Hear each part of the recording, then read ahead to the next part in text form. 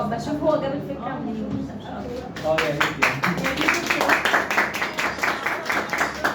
اتفضلي يا دكتوره. الدكتوره طبعا مشرفه على البحث وتعالى ايوه كمان فرع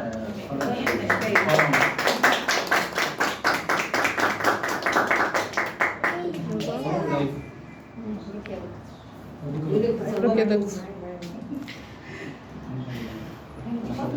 هي مش اهم حاجه ان انت اتعلمتي تعمقي بقى اقري واشتغلي على نفسك واسالي. انا ما سمعتش عن الحجامه غير دلوقتي، فاي معلومه جديده فببقى عايزه مصوره فيديو. ما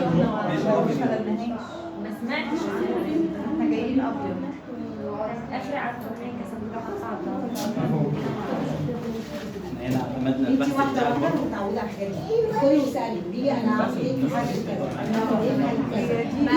الشهاده بتاعت الدكتوراه ومعاها كارنيه دكتوراه. دكتوراه الفخريه انا عايزه اعملها، ينفع اعملها وانا لسه مبتدئ؟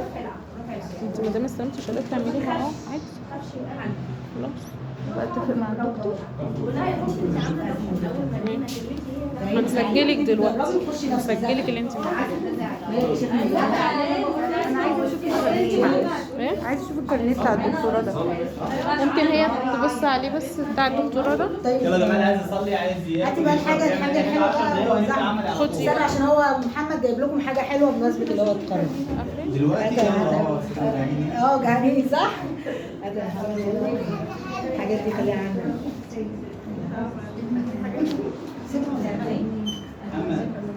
قولوا هاتي العلبه اللي عندك. اوقف من كده كتير والله.